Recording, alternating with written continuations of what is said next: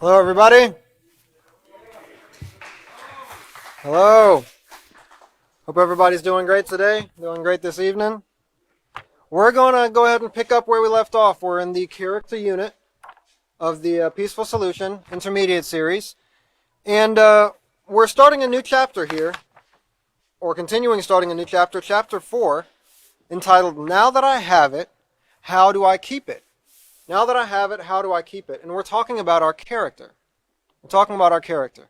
We've learned in the previous chapters a little bit about where our character comes from, where it originates, some of the things that might sort of break that down a little bit, have the potential to deter us from the path of developing a positive character. And we've also talked about how the things that we value, the things that we imitate, and the things that we practice help to make us either a very valuable member of society or a harm to society. And that's also what determines whether we have a positive character or we display a negative character. Now, in the last class, Catan left off talking about systems, a system. And he defined the word system as a group of interacting, interrelated, or interdependent elements forming a complex whole, especially.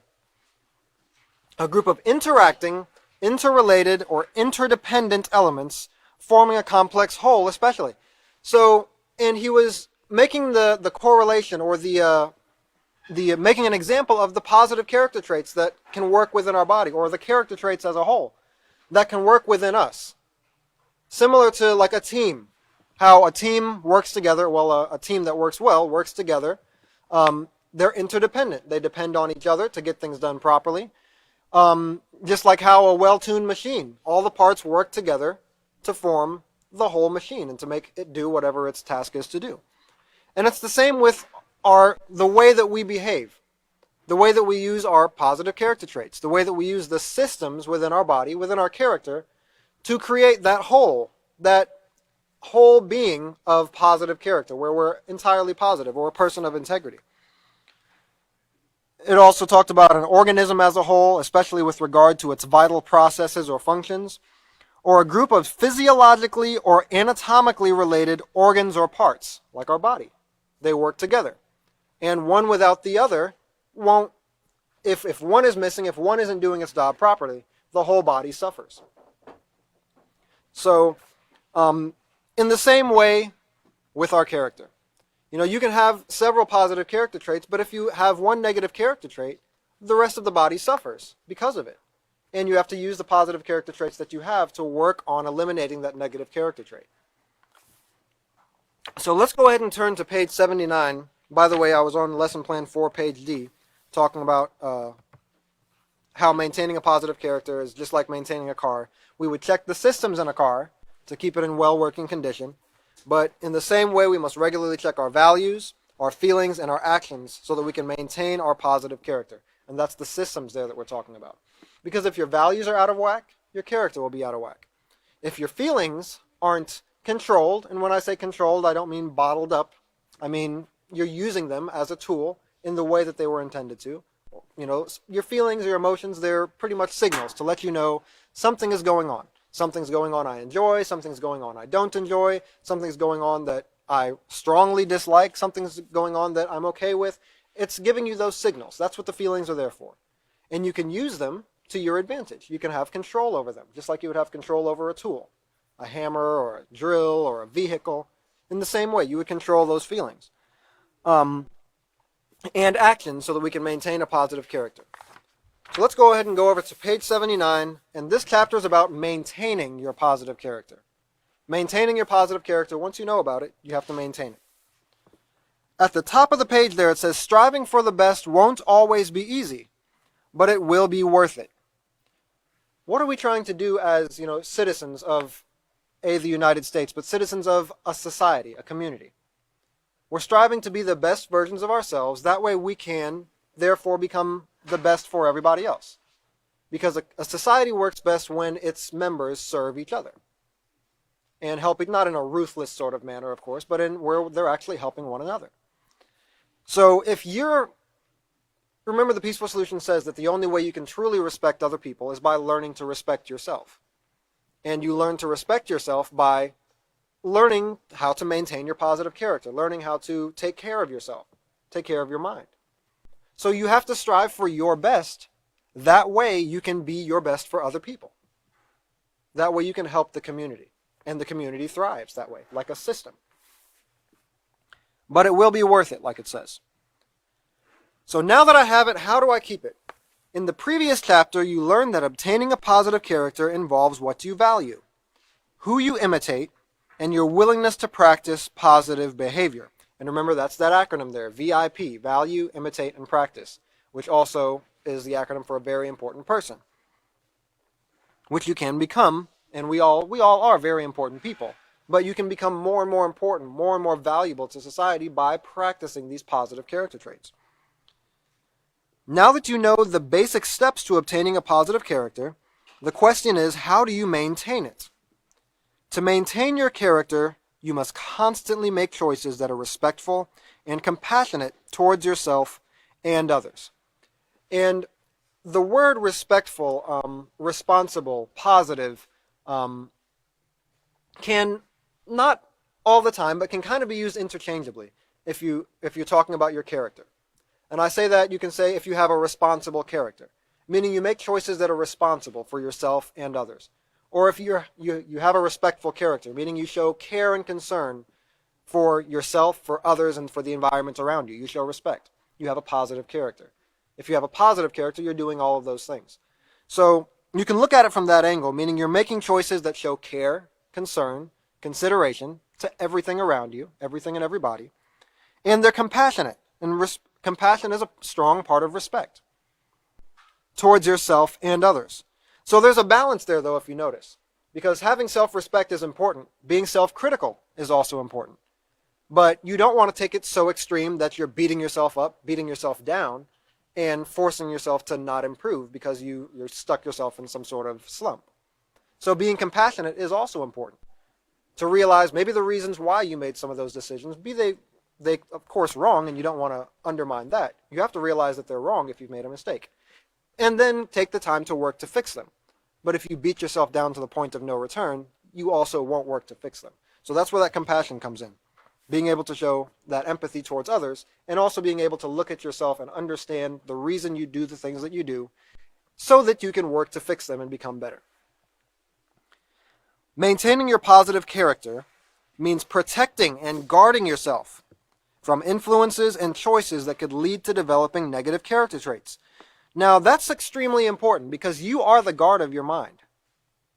You have to be the guard of your mind. If you allow anything to enter your mind without that guard being up, you're allowing yourself to potentially succumb to all kinds of negativity. And trust me, there's plenty of negativity out there available in society today. So you have to know your values, know where you stand, using morals as your foundation, and then when you're faced with influences, be able to guard against the negative and accept the positive. Now, we've learned in previous chapters here that influences can be very subtle. On page 62, some influences are very, very subtle, meaning they seem 100% great. It seems like they were done with great intentions, like they were put out there as a positive influence, and maybe they were intended to be a positive influence. But someone who has training in positive character will be able to see exactly where the negative might be. And think about it. If something is, a mixture where it's shrouded, it's a little bit of negative shrouded by a bunch of positive, it's very easy for that guard to be let down, and you allow that into your mind, and before you know it, you're off doing something way in left field, something that's very negative, thinking that it was positive. So influences can be very subtle, and you have to be very careful to guard and protect your mind, like it says there. You might cross-reference that, you should, because that protecting and guarding your mind is very important because influences can be very subtle. Negative influences can be very subtle. So protecting yourself from influences and choices that could lead to developing negative character traits. Maintaining your character must be done on a daily basis. It's not only something you can do on a certain day of the week or a certain day of the month, and it is great, nonetheless, to take a specific day and say, okay, let me look back at my week and see what I did, how I did, and how I can improve. That's actually a very valuable thing to do that many of us here actually practice. is recommended. But nonetheless, it's not just a one-time thing. It's something you have to be doing constantly. You have to constantly be using, and I know a lot of people that like to sort of talk about it like as a sieve or a backboard. A sieve meaning like a strainer, or a backboard that you kind of bounce your thoughts and everything that comes into your mind sort of gets bounced off of this backboard. And that backboard or that strainer, that sieve, whatever you want to call it, is your guard that you put up. Okay, so this is coming into my mind, so-and-so saying this, but it has to bounce off of this first before I allow it to become a part of my behavior, or before I allow it to be accepted into my mind as fact or as something that I'm supporting. So everything that you're doing or saying or hearing is being bounced off of that guard. And you're saying, is this right? Does this potentially cause harm to myself, others, the environment? Or is it positive? Sometimes it must be done minute by minute. And it's not easy, like it says at the beginning of the page, but it's definitely worth it because you protect yourself from any sort of negativity. So, it must be done minute by minute sometimes. In this chapter, you will learn that maintaining your character requires controlling your thoughts. And remember that word controlling, it can be easily misconstrued because it doesn't mean, forcing into some sort of submission. It means using them as the tool that they are. Understanding them, that way you can use them properly. Because just like your emotions, if you are angry, and instead of dealing with that anger in a proper, appropriate manner, which we get into in the self-control unit, you just bottle it up, thinking you're controlling it. Then you do it again the next time, you bottle it up. That's going to explode at some point, and it's going to be disastrous, potentially disastrous. Even if not to other people, even if you just explode on yourself or at home, or you get sick and you start having all kind of ailments because you're not dealing with or controlling these emotions. So you have to do the same thing with your thoughts. Thoughts can arise that are potentially very negative. Someone does something, you have a negative feeling about it, and you have a negative thought. You can use that thought and say, okay, no, that's not right, and then change it or replace it with a positive thought. And that's how you control your mind, control your thoughts. You're using it as a tool to improve, as well as being prepared to deal with any situation that could compromise your character. Now, how can you be prepared? Because you don't know the future. You don't know what's going to occur. However, you can set your mind in advance you can create potential scenarios in your mind that could occur. Especially if you're familiar with the people that you're dealing with, familiar with the situations that you're going to be in, you can, to some level of accuracy, predict what might occur. And plan a course of action in your mind. This is how I want to deal with the situation positively. That way, when that situation comes up, you're already ready in your mind, and you've maybe practiced it a few times if necessary, to go ahead and see that through in a positive manner. Now, every situation isn't going to occur just like you planned it. But you can always be on guard and be ready to make the best choices. Or you can plan situations in your mind. How do I deal with a confrontation? How do I deal with an argument that might occur? Well, I definitely don't want to heat the argument up and make it worse. I can use, calm words. I can use a respectful tone of voice, etc., to calm that situation down.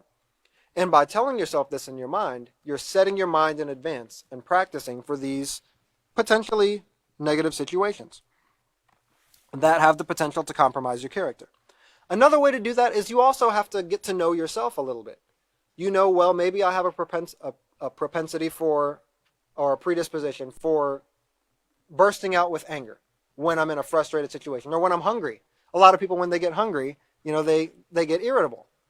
And I'm sure we can relate to that. So maybe when I get hungry, or I know I haven't eaten this morning, so I need to go out of my way to be nice to people or be respectful, or to try not to get upset and explode on people. So, and that's just, those are just different examples. With so many negative influences coming at you from all different directions, it takes effort, commitment, and determination to maintain your most valuable possession, your positive character. And that's, just like Catan was talking about in the last class. People spend so much money, millions of dollars, to go on these hunts for certain things that they consider valuable. A certain treasure or a certain vehicle or a certain type of something that's limited, that there's only so many made of. And they are valuable. However, those same people might neglect what's most valuable to them, their character. So always remember that your character is the most valuable possession that you have, and you want it to become your first nature to make those positive choices. And the more you practice in your mind and in person, it becomes a habit, and it becomes, like Catan said, it becomes first nature. So set your mind in advance here on page 80. Set your mind in advance. And that is how we can be prepared to deal with these situations, by setting our mind in advance. On lesson plan 4, page D, here on the in the teacher section, it says maintaining a positive character, procedure 4 there, requires consistent effort to make the right choices, no matter what the circumstances are. And that's when it gets difficult sometimes. Because in society today, it's easy to say, well, I'm typically a positive person, but this situation right here, I couldn't let that person say that to me. I had to say something back, and in your mind that justifies you because it was an extreme circumstance. But in life, there are going to be extreme circumstances. And especially as leaders, future leaders or leaders, there are going to be extreme circumstances, and that's what a leader's job is to be able to deal with potentially extreme circumstances. So it's inappropriate to use that as, your fallback as, well, this was just a strange circumstance or an extreme circumstance. No, your job is to be able to learn, our job is to be able to learn to handle these circumstances in the best way possible. And we're going to make mistakes and slip up. And that's to be expected. We're growing as a community, we're growing as a society, and we're growing as people learning about ourselves and about our positive character. So we're going to make mistakes, and we have to give each other room to grow as well. But so setting your mind in advance is how you can deal with these situations regardless of how extreme they are. Let's go to page 80 here and let's talk about it. Have you ever heard the saying, it's all in your head? Most people say it sarcastically, but there's some truth to it.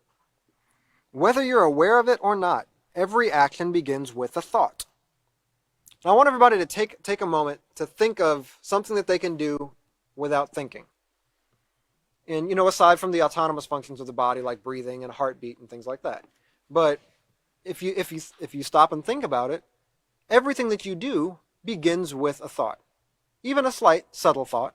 Like sometimes we almost automatically reach and grab for our phone to look at the time or look at the thing, but those have become habits over time. And we got a thought that sparked it, and we did it. But everything starts with a thought. And that's understanding that is the first step to being able to control your actions. Because if you're able to realize that everything you do begins with a thought, that means you can change that thought. You can stop that thought from being carried out. You can replace that thought with a positive thought, with a different thought. And that's the first step to controlling your positive character and changing the way you behave, changing the way you think, ultimately.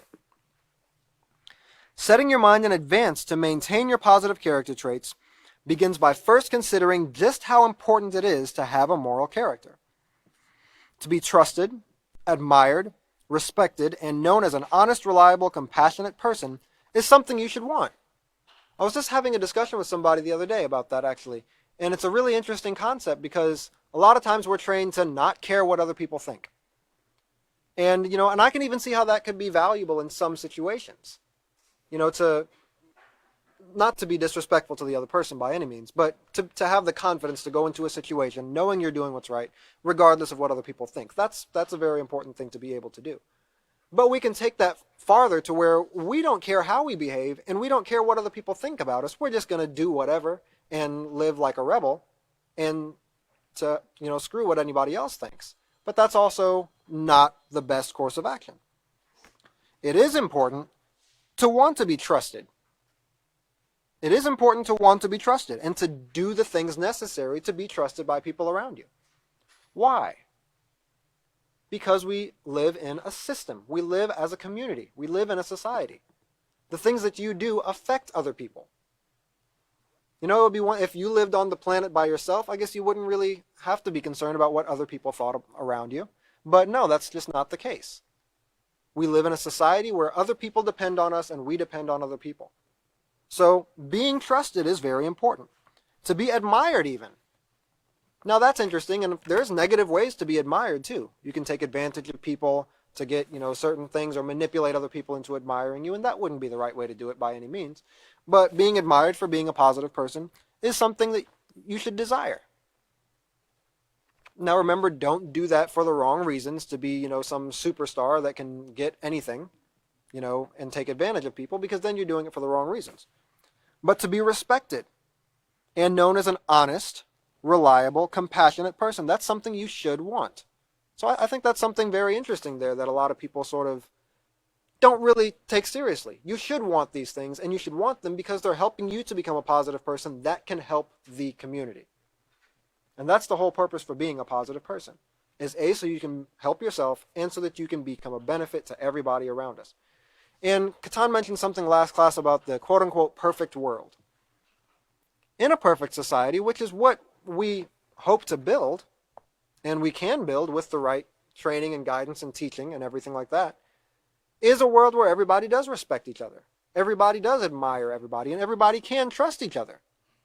That would be a great world to live in. Right now, that's definitely not the case. Nations don't trust each other. Communities don't trust each other.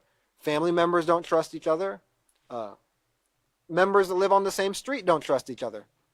So that's definitely not what we live in, and it puts a lot of stress on people's bodies. And we've become so used to that stress as being normal that we live with it. But that's not normal, or it definitely shouldn't be that way. So, let's see here. The next step is to make up your mind and not to be influenced to do anything that would compromise your character. And something, just to digress just a second and go back to that statement about being admired, respected, etc., that's also showing self-respect, realizing that you have self-worth. Okay, because it's easy to fall into these slumps of depression and things like that, and feel like you're not worth anything. Why do you even exist? Why am I alive, etc.? Nobody cares about me. Nobody should care about me. Blah blah blah blah blah. And it's easy to fall into that slump, with the wrong environment or the wrong attitude. So that's also a part of that. It is something you should want to be trusted. You should want to be, that very important person that it talks about. But you get there by using your positive character traits, not by being negative. Then make up your mind not to be influenced to do anything that would compromise that. Why? Because you're building a reputation. You're building a positive reputation, plus you're building a pattern of behavior in your own body. In other words, determine in your mind that no one can talk you into doing something you know is wrong. What would that be? That would be an influence, a negative one. This is called setting your mind in advance. For example, stealing is wrong. Set your mind in advance to always respect another person's property, as you would want others to respect yours. And so something that you can notice, and I'm going to be pointing out throughout the rest of this class, remember the system that Catan talked about earlier. Each of these positive character traits is a part of a well-working system. So you really can't have one without the other. Respect goes hand in hand with self-control, and that goes hand in hand with honesty, and being courageous, being determined. All of those work together to make a positive person, a person of integrity. So this respect and honesty go hand in hand here to stop you from trespassing or stealing another person's property or vandalizing another person's property. So you would want somebody to respect your property. You would want somebody to be honest with your property and not damage it, etc. So do the same to them. Watch your thoughts. A very critical aspect of maintaining your positive character is being aware of your thoughts. Thoughts continuously run through your mind, which are significant in controlling your actions and decisions. Now, something that I think is important to say here. You're not necessarily going to be able to control the influences that are around you. Now, you can put yourself in situations where you have the best influences, if you possibly can, but sometimes there's going to be situations where there are negative influences. You can deal with those not by trying to force them to change, but by controlling your thoughts and the way you handle those situations. Remember that guard that you have to have in your mind. If you go into Walmart or into, society and you see something that you consider to be negative, it would be out of line to go and, raise a stink about it, in society today, unless it's something that you have direct control over, of course. But that's not your place. Your place is to say, okay, I came into the store to get this. I went on the internet to do this, and this is what I'm going to do. I'm not going to allow myself to be distracted by other potential negative influences because there's hundreds, thousands, millions of them. And then continue on with your positive life after you've guarded your mind and you made sure you didn't fall victim to a negative influence. So you do that by controlling your thoughts. Thoughts continuously run through your mind, which are significant in controlling your actions and decisions. A particular thing to be aware of is the negative thoughts that may enter your mind when you feel someone has wronged you. Now, people shouldn't wrong you, so you're going to have negative thoughts that arise from that, or negative feelings, negative emotions. Because those negative emotions, anger, fear, sadness, etc., that could arise because of that are there to show you something is going on that I don't like. And naturally, people don't like being wronged, being mistreated, being hurt, being disrespected. So you can take those negative feelings and you could behave negatively because of them, but that wouldn't be positive on your part. And just because somebody else did something negative doesn't make it appropriate for you to do something negative in return. That's those situations that we're talking about that are potentially extreme situations. Like the author says quite often, and his father said, 2 wrongs don't make a right. And that's something that you can keep in the back of your mind, or in the front of your mind, maybe would be more appropriate, when someone does something like that to you. Just because they did something wrong, which it very well may be wrong, does not give me the right to do something wrong in return. And just remembering that can help you to appease a negative situation and, prevent yourself from becoming enemies. Some people become angrier and angrier by perpetuating negative thoughts about the person and the situation. This can then lead to a course of action to satisfy the anger. That's using those feelings in a wrong way. So you're controlling the feelings, and controlling them is by using them in the right way. But you can also use those feelings in the wrong way, just like you can steer your car off the side of a bridge and into a river. That's controlling the car, but you're not controlling it. You're out of control and you're doing it in a negative way. So you control your thoughts and feelings by using them in the proper way. Using them to say, okay, I don't agree with what's going on, but I can still take the positive course of action and appease the situation. Maybe right now is not the best time to deal with the situation because they're upset, I'm a little bit upset, so it might be best to just apologize, go on with your life, come back, and then fix the situation later. And that would be up to you to determine what the best course of action in that situation is. Or sometimes it might not be something you can determine because it's too complicated, or maybe you don't understand how, or maybe you're too up in arms to think about it carefully. So there's people that you can go to. You should have maybe people that you can get advice from, close friends or counselors or something like that, a therapist, that can help you deal with these situations. Many people have been put in prison.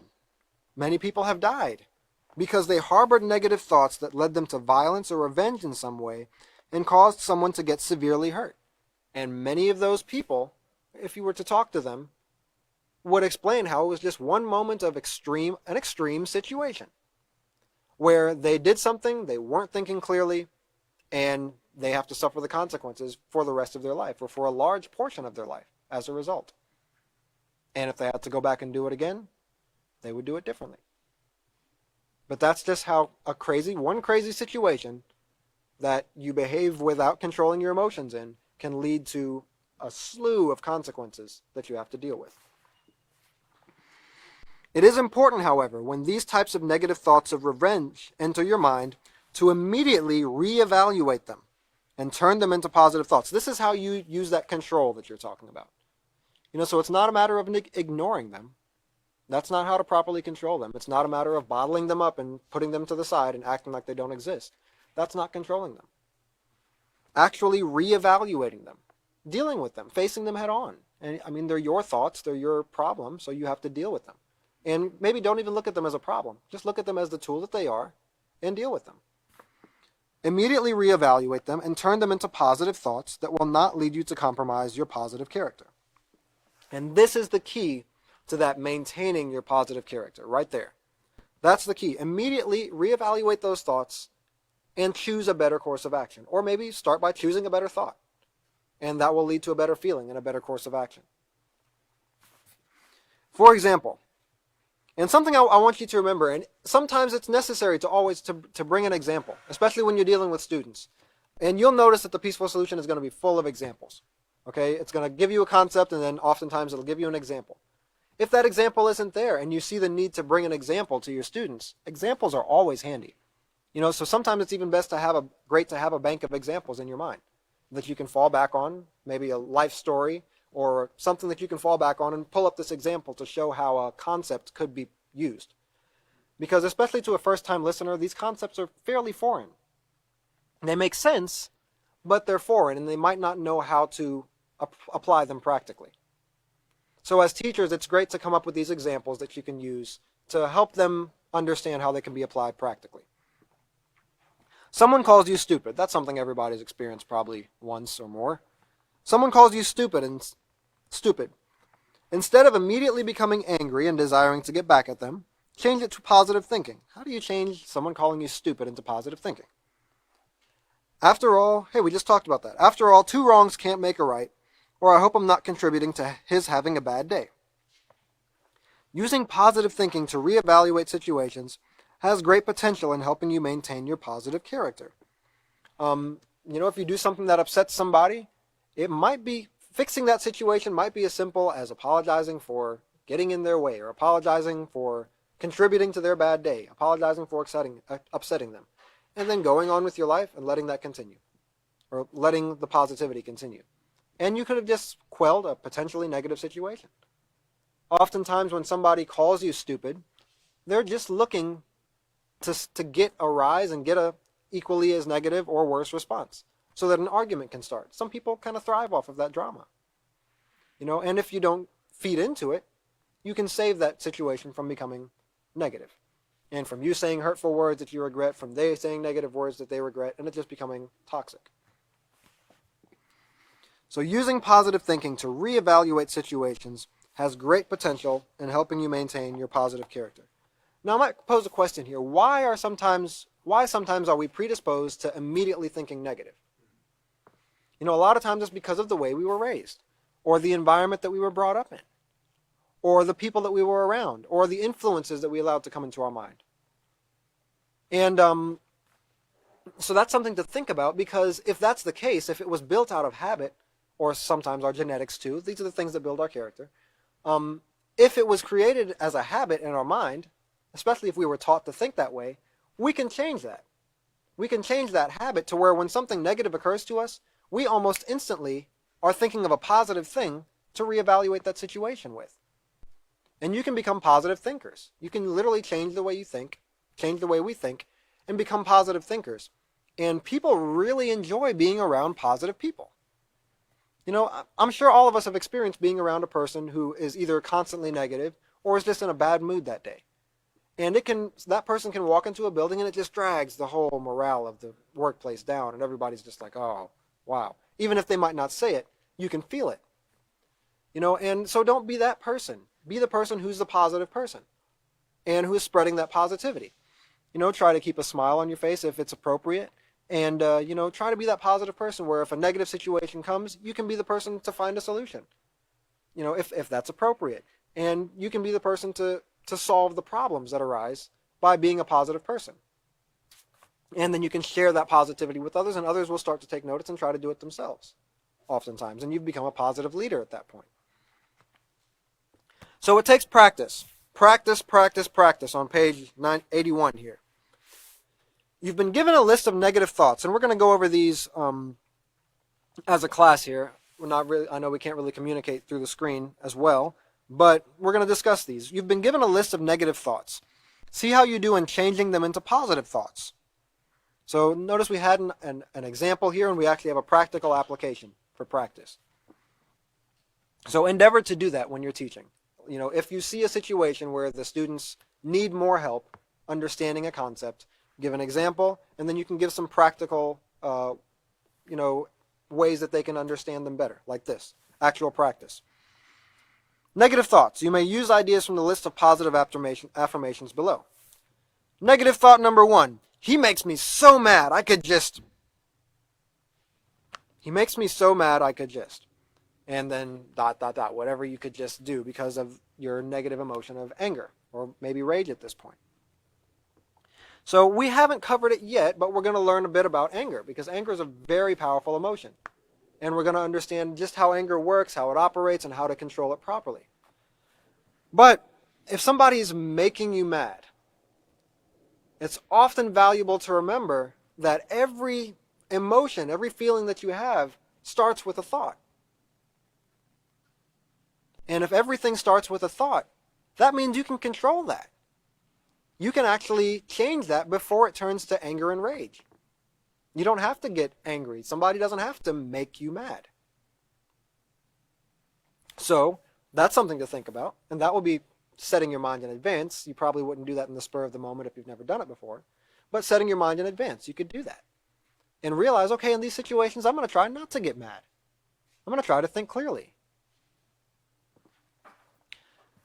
But if somebody else is doing something that makes you mad, which we understand that that's a process, and somebody can't just instantly make you mad, they're doing something that's upsetting you. So you could understand that maybe they're having a bad day.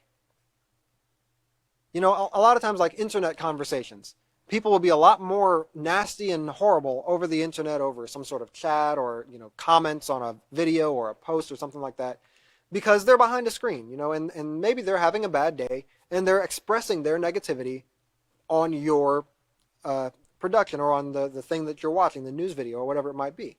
And you can see some really nasty comments. Sure, if it's your thing, you could get mad. You could get angry. But you could also realize, okay, that person's probably having a bad time. They're probably having a really horrible time. If I get angry and just make it worse, I'm contributing and I'm not helping it at all. And now I've allowed that negativity to rub off on me, and I've allowed myself to now have a bad day. So it would be better to handle that by either maybe just continuing on with your life or dealing with it in a positive way. Responding with respect, responding with positivity. Number 2, he was the one who told on me. Now I'll just take care of him. So that you got a revenge situation there where somebody does something that you felt was unjust or inadequate or wrong, and now you're going to do something in return. But remember what we just talked about. 2 wrongs don't make a right. Another thing to think about, did you do something that was worth being reported? Did you do something negative? Maybe they did the right thing by reporting it so it didn't cause harm to other people, or so that you could get some help. Take the help. So, a lot of times looking at these situations realistically will help you to see them in a positive light as well. Number 3, get out of my face, you blank, whatever you decide to put there that's potentially negative. If somebody's up close in your face, maybe the right thing to do is just be to back away a little bit. Or a lot of times a soft, gentle answer will cut that negativity right down. There's a lot of things you can do, and it takes practice. Somebody's getting in your face is not a comfortable situation to be in. That's why they do it. But with practice, you can learn to deal with these situations in a positive way. And you can learn to change the thoughts that might cause you to act in a negative way to positive ones. And then he lied to me. He deserves to be whatever your potential judgment is for that person. So he lied to you. Maybe he did something wrong, and maybe he lied to protect you from something. But regardless of all that, he told you a lie. You feel like you were wronged. So now he deserves to be something in return. That's, again, that revenge, that retaliation. 2 wrongs don't make a right. Always remember that.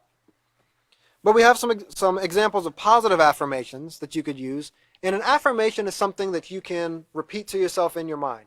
Or you're pretty much, remember, you're setting your mind in advance. You're planning for potential situations. So by using these affirmations, you're literally telling yourself over and over in your mind, this is how I will respond to this situation. That way it becomes a mental habit and then a physical habit when you start practicing it. So he deserves another opportunity.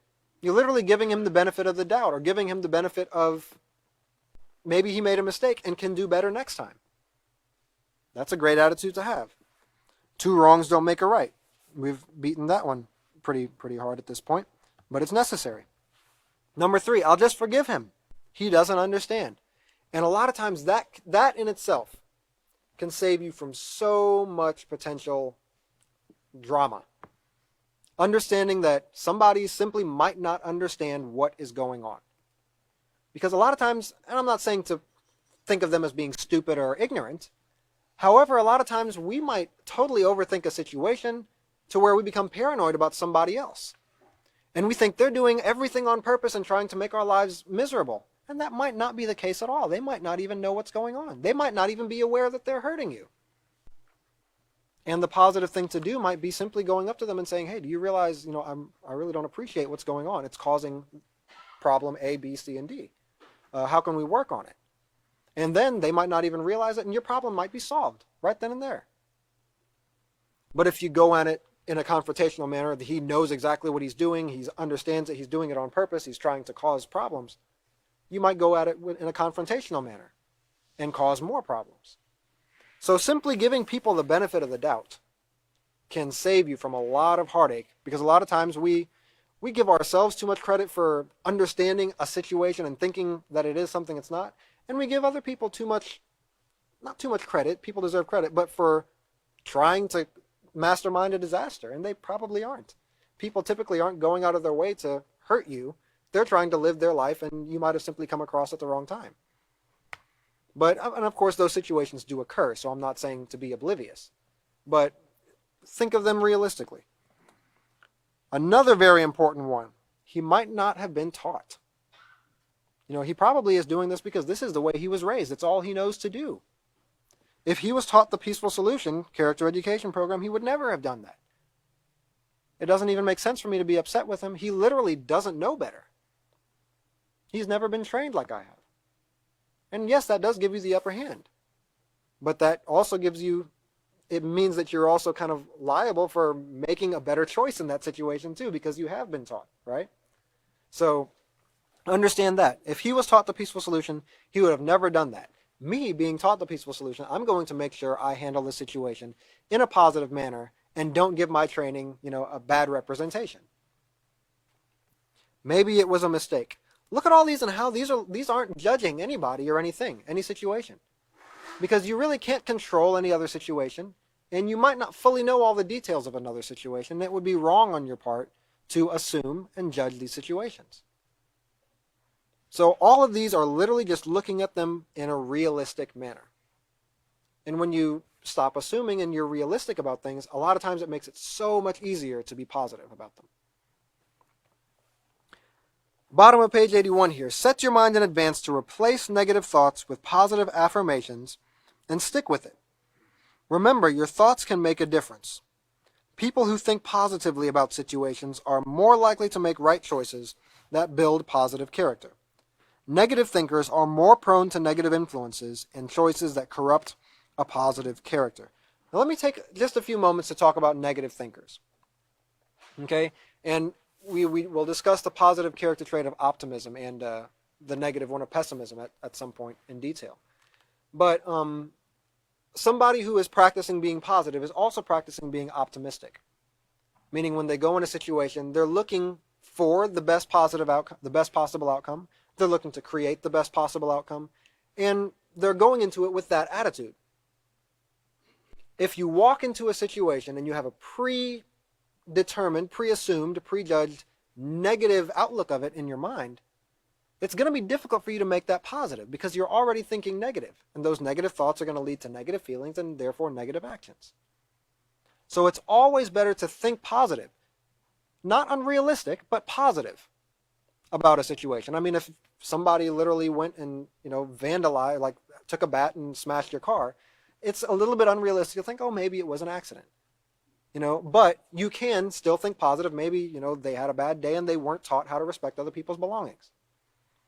And simply going into it realistically will help you to deal with that situation in a better manner. If something's broken, you could automatically, think the worst. Oh, this is going to be so hard to fix. I'm having a bad day. Now you're having a bad day. And you've decided that. And everything that you do from that point is going to be on the foundation of that bad day. It's going to be bad. But if you go into it with a positive attitude, okay, let's see what we have to do to fix this problem. And then you're going to be looking at it from a positive angle. And a lot of times that perspective is all it takes to make a negative situation, a potentially negative situation, into an enjoyable situation for everybody else. Because then people want to work with you, you have a team, everything else just works positively. So pay close attention to your thoughts and consistently reevaluate them. Reevaluate them so that they are staying positive, so that they stay positive. And that leads you to having positive feelings, positive actions, a positive life altogether. So those thoughts and those feelings lead to your choices. They lead to your actions. And that's what we're talking about here on page 82. Maintaining a positive character also means evaluating your choices. Now, how do you evaluate a choice? You have to evaluate it before you make it. And if you've made a choice, it's also not harmful to go back and look and see if you could have made a better one so that you can do it in the future. That's also evaluating your choices. But it's best to, hindsight is always 20/20, but it's best to evaluate them before you make them. Every time, to determine what character traits you need to improve. Then practice improving that character trait at every opportunity you get. Now that's a positive way to look at situations, isn't it? You can look at a potentially explosive situation as, oh man, I can't believe I have to deal with so-and-so. Or you can look at it as, okay, I have a problem with respect, let's say. I can practice my respect in this situation. Hey, I get an opportunity to practice respect. Now you've totally looked at probably a crazy situation, and now it's positive. And you're going to be practicing your respect.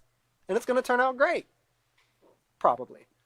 Depending on how the other person is practicing their respect as well. But at least you'll know that you did your best to practice your respect, and you did the right thing. So, an example here. You received a poor grade on your test because you went to the mall instead of studying. Well, that was your decision, your choice. You knew you did not act responsibly, so you determined that from this point on, you will study first and have fun later, or find joy in your studies. So look at that. You didn't beat yourself up like we talked about earlier. You didn't spend so much time on the problem. You immediately said, what's the best solution? Okay, that was wrong. I messed up. I'm going to do better next time. This is what I need to do. You made a plan, said it. Next time you're going to do better. Bam. Fix the situation, and you're moving forward. Sure, you might still have to suffer the consequences of not studying for your test, but that's what comes, every action, action has a reaction. So, and that's life. But it's great to get in the habit of quickly rebounding from negative situations. You've made a mistake, you've made a negative situation. Yes, you still have to deal with the consequences, but don't spend so much time focused on the negative that you never learn from it. Learn from it, do better, keep going, make a plan to do better next time, and then follow through with it. And keep going, and that's how you improve in life. That's how you evaluate those choices. So, who are you? Who are you? This is self-examination here. Self-evaluation. Steadfast and persistent, and we can circle always, sometimes, or never, according to which one applies best to your character. This is something that all of us should do on our own time. It's also something you could do with the students as well. Have them do. But it's something all of us should do as teachers, because the best way to teach is by learning it ourselves and being able to teach through our example. When you do that, it comes naturally through your words and your actions. So who are you? When you are determined not to give up or change something you have chosen to accomplish, with steadfastness and persistence. So, do you? If you don't succeed the first time you try, you keep trying until you're successful. That's something that, a lot of people give up. This isn't for me, I'm done trying. But if you're setting out to do something positive, and it's not harming anybody else or not against any rules, it is important to set out to do it again. How do you learn things? A lot of times you learn because you've made mistakes. What was it? Thomas Edison had several failed attempts at making that light bulb. Did he stop? No, he learned 700 ways not to make a light bulb. And now he can make a great light bulb, and we have light all over the world. And, Nikola Tesla and all the rest of them that went into doing these things. If they stopped and gave up, we wouldn't be as far, with industry as we are now, or with technology. So if you don't succeed the first time you try, you keep trying until you are successful. Number 2, and I'm going to try to go through these a little bit faster. Courageous. The act of doing what needs to be done, even when you are afraid. Even if you're afraid the right choice might cost you your friend, you go ahead and do it anyway. Or even if you're afraid the right choice might, do something you might not be looking forward to. But it's the best decision, even though it's a hard one, and you do it anyway. Now, I don't want you to confuse courage with doing negative things because they're risky, okay, or because they're potentially dangerous. If you don't have to climb up the side of a building with no protective gear, doing it is not courageous. It's foolish, it's dangerous, and it's negative because it's potentially causing harm to yourself. You know what I mean? So a lot of people do things that are very harmful, very dangerous, under the guise of courage or bravery, when in reality, it's just not really considering your life and things like that. So that's not true courage. True courage is doing what needs to be done, doing what's right, even though you might be afraid. Trustworthy, dependable, and assured reliance. You can be depended on to do as you have been asked. Always, sometimes, or never. Being trustworthy is very important. Remember, it said in the previous page, you should want to be trusted. You should want people to trust you.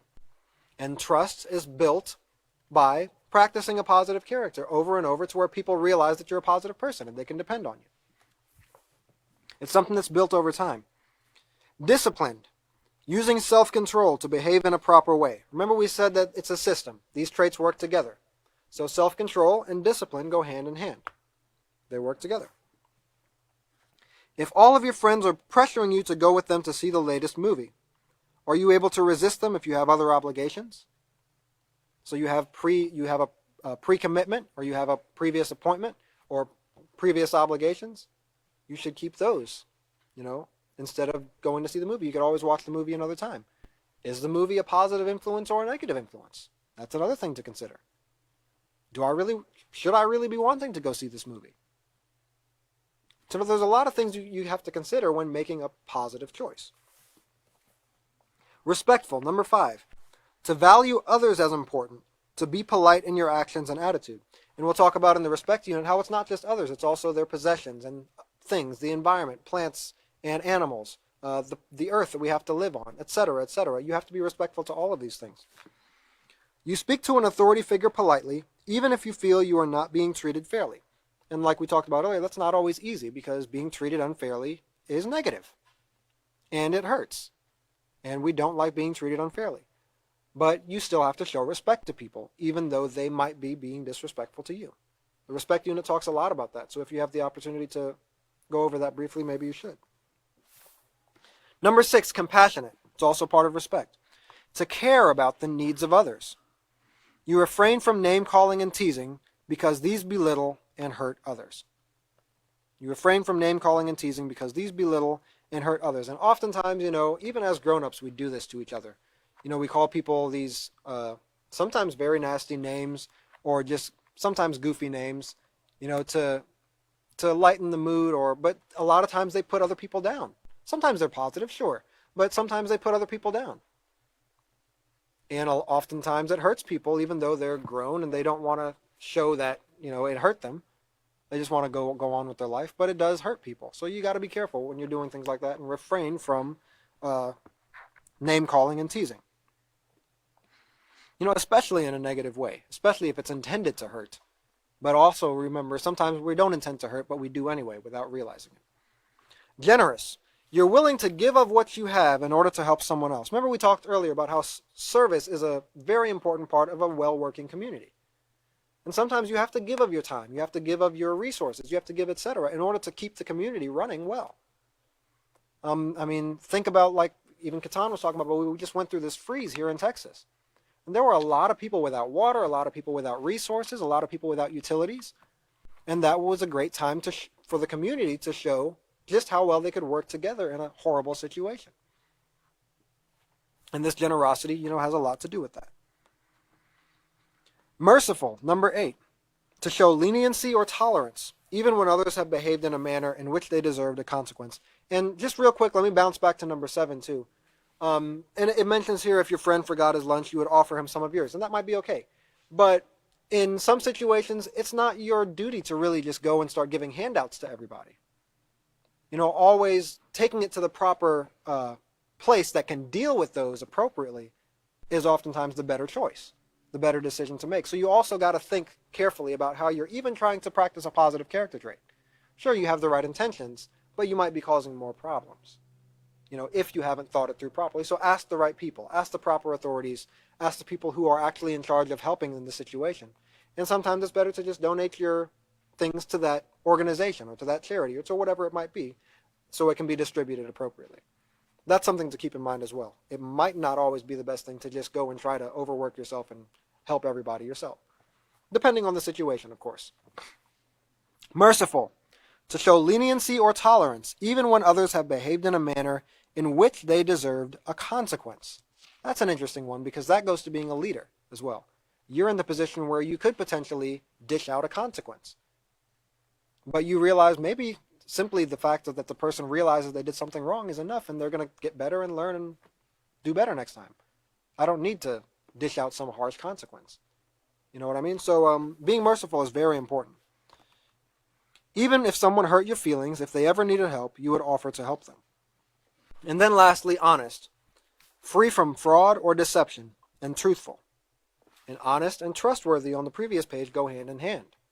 Because if you're continuously honest, you become trustworthy. People can trust you. You tell the truth, even if it means you may get into trouble. So how did you do? Remember, maintaining a positive moral character means knowing what areas of your character you need to focus on. Sometimes or never are answers that should be taken seriously. Even sometimes answers should be taken seriously. These are areas you need to improve on. Now remember, that doesn't mean you're a bad person. And that doesn't mean you should beat yourself up to the point of no return. It means, okay, I'm struggling here with being merciful. So I need to work on being respectful. I need to work on really valuing people and showing care and concern. I need help being trustworthy. Maybe people can't rely on me for time, or maybe people can't rely on me to show up when I said I would, or maybe people can't rely on me to be honest. So those are things I need to work on. I need to practice being honest. I need to practice scheduling things, organizing things better. And it's really simple fixes, but they're not always easy. So work on them, and they become easier over time. So set your mind in advance to practice these behaviors until they become a part of your character. Look for opportunities, actively look for opportunities to practice the behavior you want to improve until it becomes a habit. And that'll help you to just have a more positive outlook on life, because you'll be constantly looking for opportunities to improve. You'll be wanting to become a better person, you'll be advancing, and then you realize, oh wow, I did it this time. I was respectful this time, and it wasn't even difficult.